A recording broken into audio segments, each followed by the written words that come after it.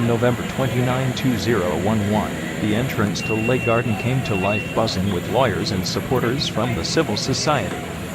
The crowd began to swell and spill on the road, all geared up for the walk against the peaceful assembly bill.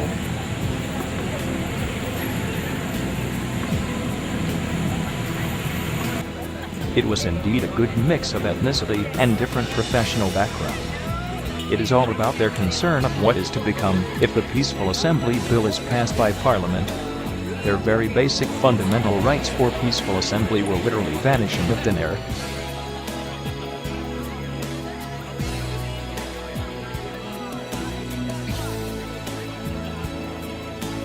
The contemporary society has become more aware, unlike the yesteryears, and for them to make their stand is indeed laudable. It is all about their future, and to make a stand now will never be too late.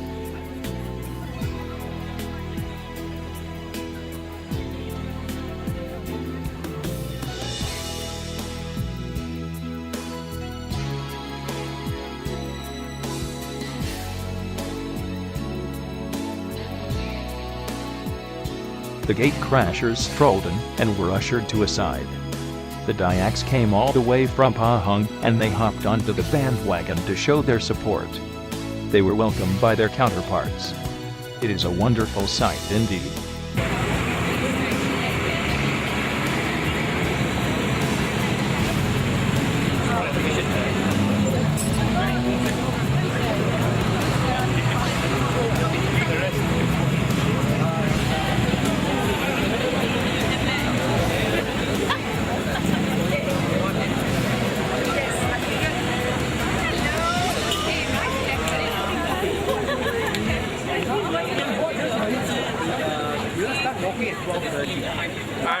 I'm good to see that lawyers walking for the second time, lawyers don't really find their feet, and so when their legs are walking, it means there's something serious going on in the country.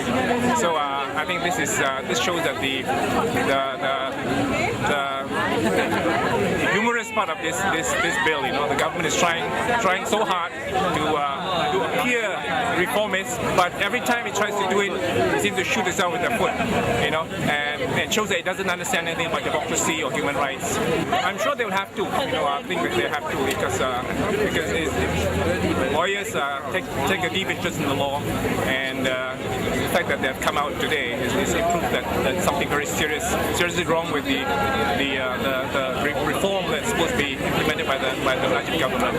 Oh, I think when lawyers protest, it is something, certainly in relation to legislation. I think Parliament should really sit up and listen. The lawyers know what they're talking about.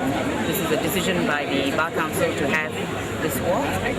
There is something seriously wrong with the bill as it is presented. To me, there are no redeeming features. It should just be withdrawn. And the Bar has also put up an alternative. They're not just talking. They've actually worked very hard over the last few days and put up an alternative bill. And I think Parliament should seriously consider that. As lawyers, in fact, even as non-lawyers, when you read the words, it's very obvious to us. Perhaps if that was not his intention, then they should stop this bill and they should review it. In my view, they should withdraw it, because you cannot amend a bill that is so fundamentally flawed. We hope so. We'll have to wait and see. Thank you so much. Thank you. What we think we can achieve today is to send a very clear message to the government that lawyers will not stand by and watch the provisions of the federal constitution being made nonsense of by the government in Parliament. We will stand up for what are the clear basic rights of the people as stated in the federal constitution. The right to assemble, the right to speech, the right to free expression. These are all part of the broad spectrum of rights that have been guaranteed to the people. I think the lawyers in this country have always adopted a principled position. If you challenge the people's rights, we will stand up for the people's rights, irrespective of consequences to the lawyers themselves. By statute, we have got to act without fear or favor. And I think you see that today. The lawyers are here without fear or favor for a good cause. Well, this government is stubborn. They are desperate to hold on to power, and they do not want to give the kind of democratic space that people in a democratic country are entitled to. So I expect it's going to be a hard fight, but we're not going to back off. Civil society is not going to back off, and I think the people of this country are not going to back off. We will make the government back down on this because they cannot take away our fundamental rights. Well, we feel that every citizen in this country has got a right to support not only the lawyers, anybody who's opposing this bill. I think it's not the bill that we expected. And we find that it's still very draconian in many ways. And it completely is opposite to what Dr. Najib seems to be telling us. I think every citizen in this country, immaterial of what political divide they belong to, any sensible, reasonable person should know that this bill is not right for us. Well, when we heard the bill, practically it is like a death sentence to stop lioness movement, because if the bill is passed as a law, then practically we cannot hold any activities at all, including peaceful gathering in the public places. Well, we are having another event coming up in December, early December, and if this bill is passed as law, then we have to somehow kill the activity for this plan for December. Everything is in full swing now, waiting for it to happen next week. So I hope with this walk, some positive results will come out of it. I think this law is unjust, and then it goes against the vital principle of the human rights enshrined in the Constitution. I see no reason why parliamentarians who are elected by the people should betray the trust of the people. They don't. They're behaving just like any other regime that failed to hear the thousands of people who have gone on the streets. And this is one of the many groups of people that has come out to reject this bill. What's next? We'll continue to defy it. There's no redeeming factor in the bill, so we'll continue to defy it, like it or not. No, we've always, those who have believed in the fundamental rights of freedom of assembly, we've always walked without the need for permit. So really, we don't consider this as an illegal walk at all, and we'll continue to do so. Yeah, there is the right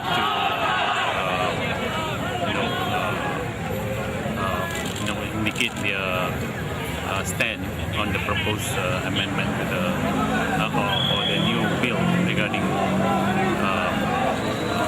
peaceful assembly. And we have also responded to the government that it should be more open and respect rights of the people as a democratic right, and it should be open as much as possible. Not we are saying 100% freedom, but it must be to the maximum level so that the people themselves become a check and balance to the administration of a country. Everyone has a right to say their stand, and of course under the human rights, you cannot actually prevent others' right to state their stand. So it is not a human right to prevent others' right. Yes, I think it's very impressive. More than 2,000 people are here. And the most important thing, the crowd, they are professional. Also lots of new young people, and both Malay and Chinese Indian. That's good. It's very impressive. I really like this because it's become part of our culture. A demonstration become part of our culture, and is to refute Dr. Mahathir say that a demonstration is not our culture. Now it's proved it's part of our culture. Street protest is the culture.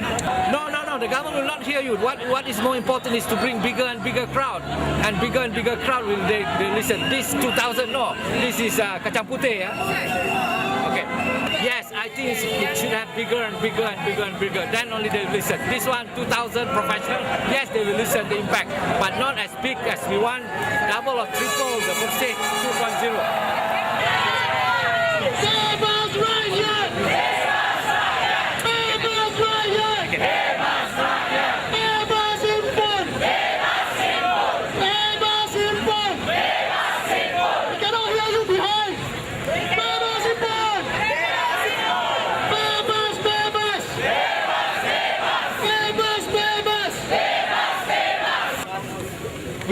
slowly. Of course, there'll be we expect a FRU truck, the first line of opposition, to stop us. But I think I've contacted Dato' VK Liu. He will try to let as many lawyers as possible to enter Parliament ground. So, but understand that he can't guarantee anything, but he said he will try. Then I will deliberate to Dato' VK Liu. As an aside, he's not well today, so he may not be able to make it to Parliament because he has a back problem. Otherwise, I'll be passing the Bar's alternative bill and open letter to Wakil Rakyat to his representative, after which there'll be a short PC and speech to the members after that. Alright, can I just start by saying what the Bar has done to stop this bill? We were consulted by the Honourable Attorney General a few weeks ago, but it would now very much appear that the version that we were consulted on and the eventual version which Parliament is now debating is very different. The first difference, of course, is procession. I won't go into the details, I will leave that to start. Since then, when we found out the actual bill on Tuesday itself, we immediately issued a statement. We started drafting a memorandum. We met with Dato' Sri Nazri to point out to him on Wednesday, there are problems with this bill. You cannot have an absolute prohibition against procession. Then we highlighted the problem, meaning the words within 30 days actually means at least 30 days and so on and so forth. Cabinet had a meeting on Friday and then PM directed amendments to be made. My understanding is that throughout the period, the relevant period of discussion within Cabinet, the PM was away. And when he came back last Friday to actually look at this matter, he was apparently surprised at some of the provisions. So hence, there are 8 provisions which are going to be debated as we speak now in Parliament, where PM is moving those amendments. The amendments fall into 2 categories. 1, shortening the time period for various notices. 2, omission of the word discontent in the offence or in the section which empowers the police to disperse the assembly, if I remember correctly. So the Cabinet has decided to maintain the prohibition against procession. In the last few days, we have been speaking to individual MPs. We have spoken to 2 MCA YBs, YB Wee and YB Teng. I just spoke to them earlier this morning. I don't think, sadly, I may be a poor advocate, I don't think I've made a difference, but let us remain optimistic. I have also spoken to the chairman of the Backbenchers Club, Dato' Sri Tiong. He has his own view, we agree to disagree. So I have left in Parliament copies of the Bar's alternative bill together with our open letter to the Wakil Rakyat, hoping that whilst they are in the August House debating our constitutional right of freedom to assemble and with it freedom to walk, they will vote with their conscience and not according to party whip, which will be exercised in Parliament. This gathering today, this walk today, is not about politics. It's not about politicians, it's not about BN or PR. It is about the unholy haste that they are pushing this through, restricting our constitutionally guaranteed freedoms. Why? Why must this bill be pushed through when it is so obviously flawed? You want to know? The Bar Council Constitutional Law Committee, the My Constitution campaign, has prepared a FAQ. It is available in English, it is available in Bahasa Malaysia, and hopefully we can get it translated. The only way for us to oppose this bill, for us to make a difference, is for people to know. So we hope that this FAQ will be able to do that. I'm just going to go through very briefly on what's stated in the FAQ and to show what are the problems with this PA 2011 bill. First of all, as we know, street protests are banned. Notice of assembly must be given to the police within 30 days before the assembly starts. The police can impose restrictions and conditions on the conduct of the assembly. If organizers and participants do not comply with the restrictions and conditions, the police can arrest and disperse the assembly. Not complying with the restrictions is an offence. On conviction, a person can be fined up to Rm 10,000 ringgit. The police have wide arbitrary powers to disperse an assembly. In dispersing an assembly, the police can use all reasonable force. A person who fails to disperse when ordered by the police commits an offence.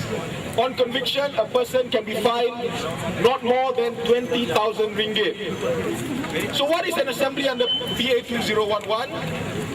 Gatherings of public, outdoors or indoors are all assemblies. This is an assembly under PA 2011. And it does not matter if the venue is ordinarily open to public or if it is a private venue, so long as it is not for the time being open or used by the public. What are there exceptions in PA 2011 to the requirement to notify the police of an assembly? And at the moment, the only gatherings that do not have to be notified by the police are religious assemblies, funeral processions, wedding receptions, open houses during festivities, family gatherings, family days held by employees for the benefit of employees and their family, and general meetings. So, what are the restrictions that can be imposed by the police on an assembly? The police can change the date, time, duration and place of the assembly. So for example, today, the assembly today, the police can tell you, no, you cannot gather here at 11:30, you should go and gather at 12 a.m. The police can do that under PA 2011. The police can limit what the participants can or cannot say or do. So meaning the police can say, Lim Chi Wee cannot speak. We will allow Lim Chi Wee to be silenced.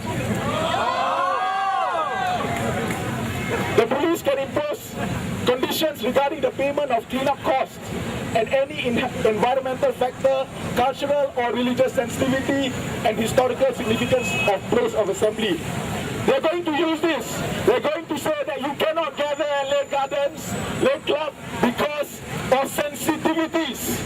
This is the reason they will always use. And more importantly, there is also a provision which allows the police to impose restrictions which they deem necessary or expedient. This to me is a green light for the police to impose any conditions that they feel is necessary. And we know that this will be abused. Does the PA 2011 say that certain people cannot join an assembly? Yes. Now there is a distinction. There is a prohibition. Children below the age of 15 cannot join any assembly unless it is permitted under the Act, under the bill. Also, people under 21 years cannot organize assemblies.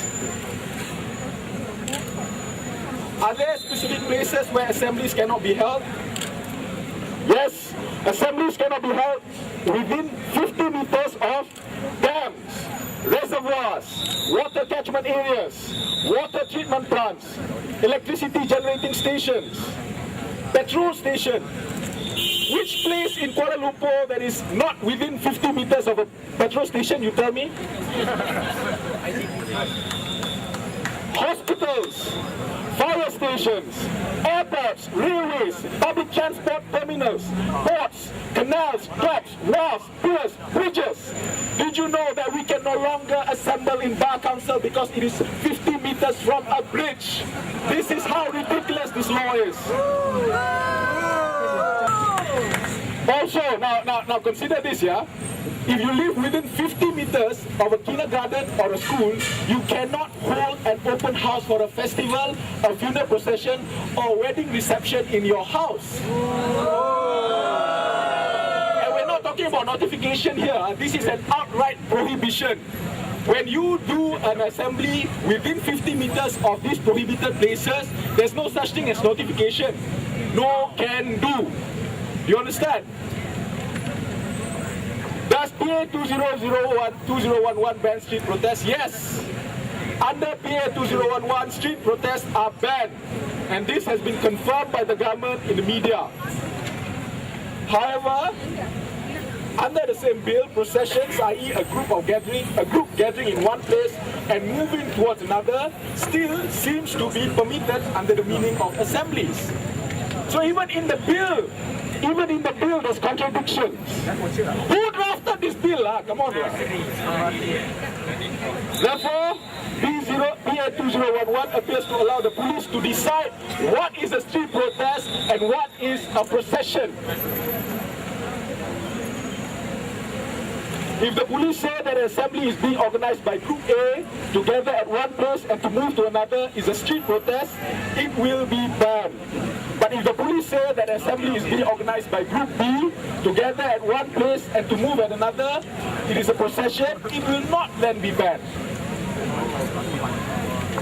Does the PA 2011 allow the police to use tear gas, water cannons and batons on participants at an assembly? The bill does not prevent the police from using tear gas, water cannons and batons on participants of an assembly. Under PA 2011, the police can use all reasonable force to disperse an assembly in certain circumstances. But crucially, nowhere is it stated that what is reasonable force. So, when will this bill, if passed by the Dewan Rakyat, become law? Currently, it is just a proposed law in the Dewan Rakyat. We want them to at least refer it to a parliamentary select committee, if not withdraw the bill completely. Okay? Once, in fact, a group of drafters from the Bar Councils have actually drafted an alternative, and we say a far superior bill. And it was done in 3 days. 3 days. We ask that the government consider this bill because we feel that it's far superior and it is far better and it actually gives effect to the Prime Minister's speech on the eve of Malaysia Day. That is why we walk. That is why we all gathered here, members of the bar, civil society, individuals. We are here because we want to say no to PA 2011 at its current present form. It needs to be referred to a parliamentary select committee or withdrawn altogether. Now what can you do to help us? We need a groundswell of support. The government, the people who are proposing this bill will not do anything without political will. Political will comes from the people.